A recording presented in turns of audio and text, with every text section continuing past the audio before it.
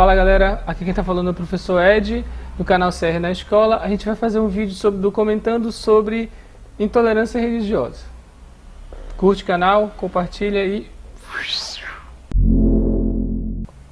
Olha só, a gente vai ver aqui rápido umas notícias sobre os casos que eu tenho, não acompanhado, mas que tenho noticiado no aplicativo que eu uso. Depois eu vou mostrar para vocês, que é bem interessante para ir acompanhando as notícias, e principalmente notícias que são dos seus interesses. Eu deixo marcado o tema que me interessa, é uma extensão, na verdade, do Firefox que eu utilizo, e aí, dentre essas notícias que me interessam, é sobre intolerância, casos de intolerância religiosa, né? Eu separei 3 para a gente ver aqui, e depois a gente vai discutir um pouco sobre como é que tem aparecido nos dados de pesquisa sobre intolerância religiosa no Brasil. O primeiro caso que eu queria mostrar era líder religiosa que teve terreiro atacado, quer combater crimes de intolerância religiosa em Alagoas. A Elorixá Veronilde Rodrigues, que é conhecida como Mãe Vera, que ela é do terreiro de religião de matriz africana, que foi na última segunda-feira, no dia 13, no caso ontem, ela teve na ordem dos advogados lá em Alagoas, e ela está buscando medidas para combater os crimes de intolerância religiosa, né? Então, o que a gente já está vendo aqui é uma tentativa de combater os casos crescentes, né? Depois, daqui a pouco, eu vou mostrar um gráfico que a gente vai ver melhor como é que tem sido essa subida dos registros relacionados à intolerância religiosa e fazer algumas relações e considerações rápidas. O segundo foi: traficantes invadem terreiro de candomblé e fazem churrasco no Dia das Mães. Bem, isso aqui, como vocês podem ver, são notícias bem recentes, né?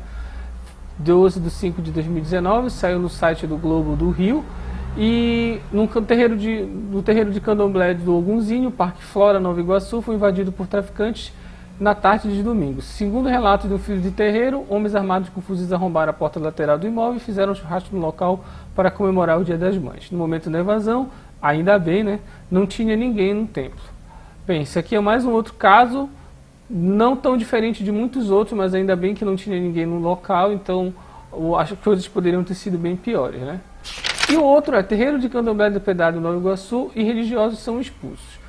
Testemunhas acusam traficantes da Baixada Fluminense. A Baixada Fluminense registrou 30 ataques recentes só em 2018, segundo a Comissão contra a Intolerância.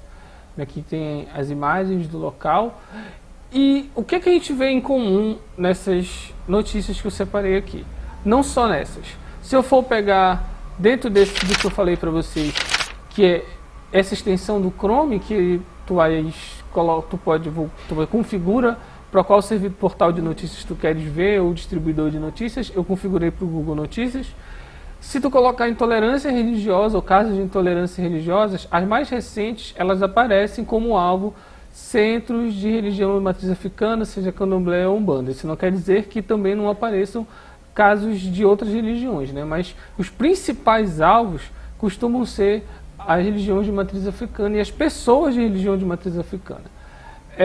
A questão de intolerância é uma questão muito séria, ela é muito presente, o que dá para se ver dentro, principalmente, da distribuição da onde esses casos têm acontecido. A ascensão do neofascismo no Brasil, a ascensão do discurso de ódio, tornou mais uma vez esses grupos, e não só isso, né, o aumento do fundamentalismo religioso neopentecostal, ele tem registrado cada vez mais ataques e um aumento da violência contra religiões, principalmente de matriz africana, que já tem um histórico muito grande de ser alvo de intolerância, alvo de crimes, alvo de repressão por conta do poder público, e que acabam assim, de qualquer maneira, se tornando alvo fácil, né? Porque já é de senso comum que esses grupos são condenáveis em suas práticas. Eu separei um site aqui, que eu sempre costumo acompanhar, que é o Dossiê Intolerância Religiosa, e é só para falar sobre o trabalho que eles fazem, né? Foi criado em 2010, é administrado desde então pela Koinonia Presença Ecumênica e Serviço. É um grupo de entidades que eles fazem um trabalho sobre conscientização, fazem um trabalho de reunir em um acervo os casos que são registrados de intolerância pelo Brasil. Não só pelo Brasil, mas por alguns outros países da América Latina. E nesse site eles reúnem campanhas, reúnem dados, reúnem notícias sobre intolerância religiosa. Então é uma fonte muito rica de pesquisa. Você que pesquisa intolerância religiosa, aconselho dar uma olhada no trabalho dessa galera. Eles fazem um trabalho muito bem, muito bom. O que mais que eu queria mostrar para vocês? Aqui é um mapinha que eles registram, né, onde se tem um registro de casos de intolerância religiosa. Eu vou dar uma clicada aqui para mostrar para vocês. Aqui o Pará, e ele vai noticiar, vai fazer o registro das notícias que foram divulgadas de casos de intolerância religiosa. Aqui a gente tem 4 separadas, que foram a última aqui, é do estado onde eu moro, então dei uma prioridade para a gente dar uma olhada aqui. A última notícia que aparece aqui é intolerância religiosa causou a morte de 10 sacerdotes no Pará desde 2015. O que tem acontecido? No Pará, não só a invasão e a depredação do patrimônio desses locais, mas as pessoas estão sendo assassinadas. Tem se começado uma política, mesmo que muito tímida, mas as comunidades de terreiros elas têm buscado o poder público para tentar combater esse tipo de crime. Não só esse tipo de crime, mas crimes relacionados à intolerância religiosa. Para quem não sabe, o dia 21 de abril é o dia do combate à intolerância religiosa. Aqui eles reproduzem a lei de 2007, que foi sancionada pela Presidência da República, que torna o dia 21 como Dia Nacional do Combate à Intolerância Religiosa. Tá? Vocês podem entrar no site, tem bastante informação. Tem uma revista, possui uma revista. Nessa revista eles trazem artigos, estudos relacionados a casos de intolerância religiosa. Né? O que mais que eu tenho que mostrar para vocês? Eu separei bastante coisa aqui. Deixa eu ver. Bem, aqui eu separei, para a gente dar uma olhada rápida, é um relatório de intolerância religiosa no Brasil, relatório e balanço, né? Essas foram as pessoas que organizaram o relatório. E aqui, só digitar a página, aqui está um pequeno quadro de as denúncias que foram apuradas. E aí é uma outra questão. Os quadros, os dados só podem ser feitos com denúncias que são registradas. Isso não quer dizer que exista uma extensão muito maior de casos, só que não há registros, né? Porque se torna uma questão muito complicada, porque às vezes a vítima não quer se expor, enfim, às vezes é uma pessoa muito próxima à vítima que está causando ou que está criando a questão, né, de intolerância religiosa, tem um discurso de ódio ali.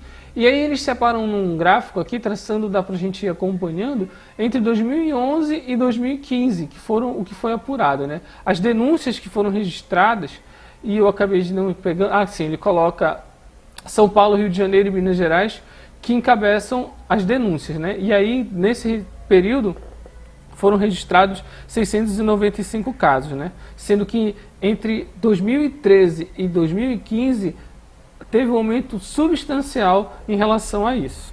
Tá? Então, a gente tem, como eu falei no início, a ascensão do neofascismo, a gente tem o discurso de ódio como um discurso para ser pregado para melhoria do país, e entre outros discursos, e acaba que determinados grupos sociais, determinadas religiões vão se tornar um alvo, que já são alvo, se tornam um alvo mais fácil ainda para esse tipo de ações. Tá? Então a gente tem uma distribuição aqui dentro do mapa de alguns estados, né, dentro do registro que foi feito. Tinha um outro que eu queria mostrar aqui. Nesse relatório também ele traz o atendimento que é feito, prestado pelo CEPLI, né, que é a Comissão de Combate à Intolerância Religiosa. Né? Então, assim, dentre os atendimentos que foram feitos entre 2012 e 2015, a maior parte das violências que foram causadas foram contra religiões de matriz africana, ou, como eles colocam aqui, religiões afro-brasileiras. Né? E logo em seguida contra evangélicos, protestantes e neopentecostais, e logo em seguida contra católicos. Entre de setembro a dezembro de 2015, ele coloca que agressões contra muçulmanos, contra candoblecistas e contra indígenas, elas tiveram um percentual mais alto. A gente não pode avaliar alguma coisa ou analisar algo isoladamente. Então, o que repercute na mídia, o discurso que é feito em rede social, o discurso que é feito em correntes de WhatsApp, em grupos que encabeçam extrema-direita, em grupos que têm um discurso mais voltado ao ódio e à violência, eles vão acompanhar as notícias. Então, grupos que são estigmatizados, eles costumam acabando sendo um alvo mais fácil, né? Se a gente pega para olhar de novo aqui o gráfico, o que ele traz para a gente, no primeiro semestre, entre 2011 e 2017, vocês podem ver a quantidade de casos que foi registrada, né? E aí a gente tem que analisar outro fator. As pessoas tomam maior consciência do que está acontecendo, das agressões que elas sofrem, e elas procuram uma forma de combater e de comunicar às autoridades ou comunicar alguém que possa fazer alguma coisa em relação ao crime que está sendo cometido, né? Então, em 2011 se tinha 5 casos, e em 2017 e 2016, esses 2 períodos, teve um crescimento absurdo, como a gente pode ver aqui. Muito bem, então a gente vê que entre as maiores vítimas denunciadas em 2017, aparecem religiões de matrizes africanas. Eu já falei aqui os motivos em que isso, e o contexto em que isso aparece, né? E a gente tem outros dados que são bem interessantes da gente dar uma olhada. Primeiro, o perfil do suspeito, né? O primeiro perfil que aparece, 37,3% são mulheres, né? Então, os suspeitos ou os agressores ou aqueles que cometem um crime ou que têm a suspeita de ter cometido o crime são mulheres, e 35,5% aparece como os homens e 27,2% não é informado. Isso são dados do Ministério dos Direitos Humanos. E, na questão de idade, entre 31 e 60 anos. Então, esse é o recorte em que é feito relacionado à idade. Então, a gente tem mulheres como principais suspeitas ou acusadas de ter cometido crimes relacionados à intolerância religiosa, e entre o perfil de idade de 31 a 60 anos. Né? Então, esses são dados importantes da gente pegar para a gente tentar entender a situação, e a partir disso, lógico, a gente começar a pensar em ações que combatem a intolerância, que eu acho que o principal não é só a gente ficar discutindo a intolerância. A noção não é só a gente discutir o racismo, por exemplo, mas discutir ações antirracistas e botar em prática ações antirracistas, né? Então, tem uma outra reportagem que eu indico também para vocês, eu vou deixar todos esses links lá embaixo, tá?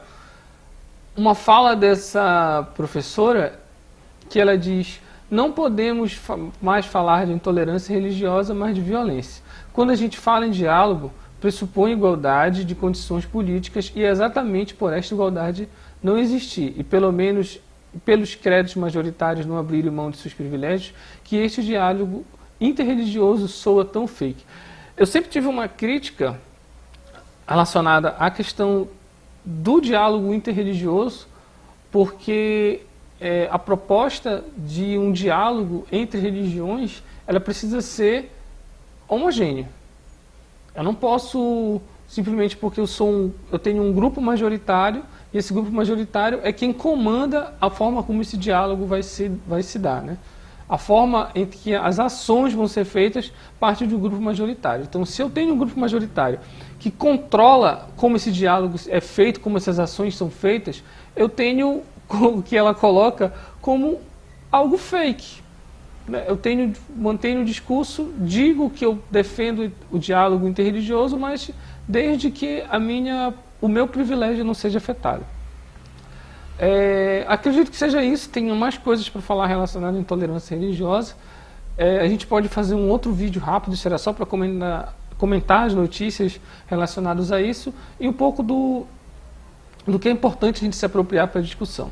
Espero que vocês tenham gostado. O vídeo ficou longo, mas acho que deve ter sido bem interessante, tanto que foi para mim eu ir atrás desses dados, ir atrás dessas notícias e poder falar para vocês. Espero que vocês curtam, não esqueçam de se inscrever no canal lá embaixo, ativar o sininho e tchau!